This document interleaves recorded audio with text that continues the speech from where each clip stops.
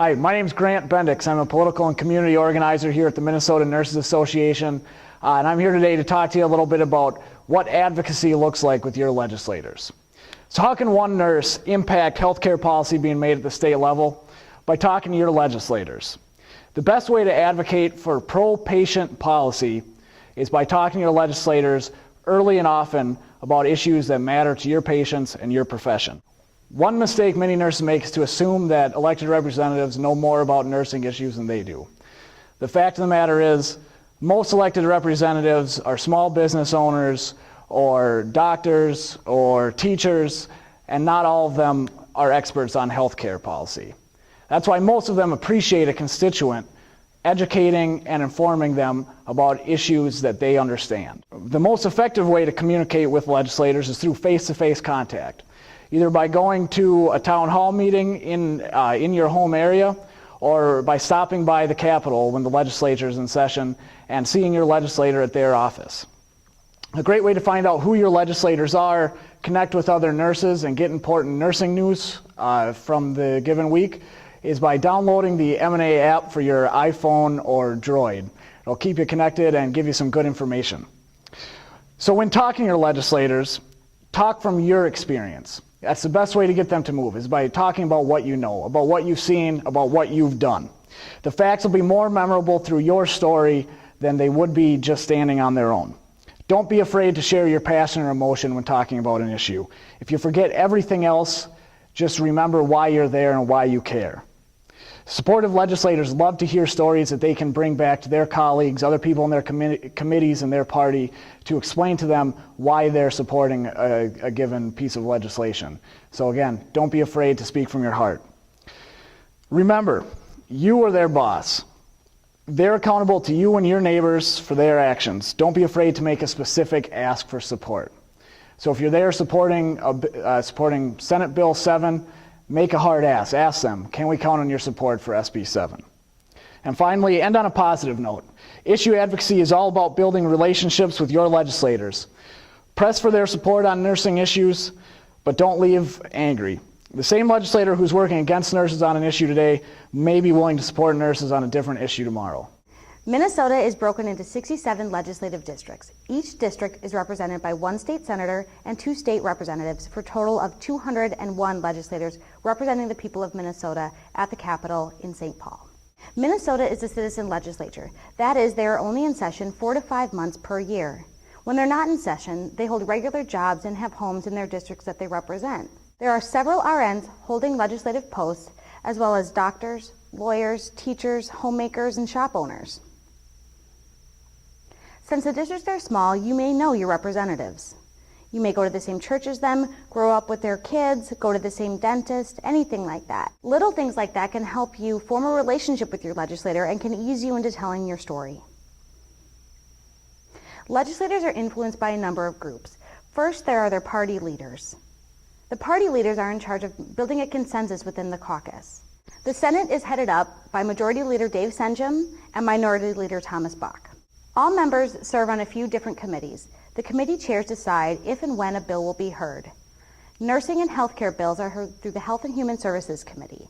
The chairs are Senator David Han and Representative Jim Abler. Lobbies also influence legislators in policymaking. Lobbies tend to get a bad name, but there's not just corporate lobbyists. Nonprofit groups and advocacy groups like MNA also have lobbyists that are there to look out for their members' and clients' interests. The most effective lobbyist is you. Legislators take notice when someone comes and talks to them, not because they were paid to, but because they actually care about the issues that affect them. Remember, you are the best advocate for yourself and your profession. Hi, my name is Carrie Morchard, and I'm one of the lobbyists for the Minnesota Nurses Association. I'm going to go over a couple of the issues that we've been successful and accomplished at the legislature, as well as let you know some of our issues that are going to be most important this session that we will ask you to help lobby when you're at the Capitol. In 2002, we passed mandatory overtime legislation, which prohibits an employer from disciplining a nurse for refusing to do overtime if he or she feels that the patient would be in danger because they are unable to provide safe care.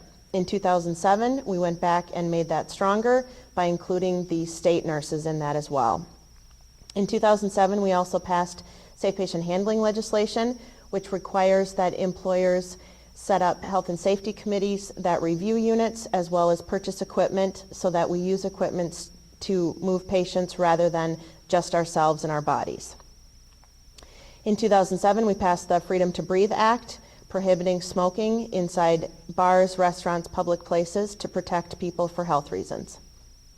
And finally, in 2007, we helped a large coalition pass legislation around assisted living. So as you can see, nurses have been very important in the last decade, even before that, as Linda stated in the beginning, of setting policy at the legislature to protect our practice, which eventually protects us as well as our patients. This session, we're going to be monitoring and hopefully defeating multiple attacks on labor issues, healthcare reform, and nursing issues. In 2010, there were many reforms made to healthcare, and we would like to protect those that were good and make sure that there is no going backwards on those progressions that we made. We know that there are many uninsured and underinsured Minnesotans, and as we move to change healthcare and get everyone access so that we can provide the right care at the right time from the right provider, we will be monitoring those as well as labor issues. Last year there were many attacks on collective bargaining. This year we're going to make sure that legislation regarding making Minnesota a right-to-work state does not come through the legislature and become a constitutional amendment on the ballot in the fall. This would be a large detriment to unions, and it would force unions to represent those that don't pay dues. Finally, nursing issues.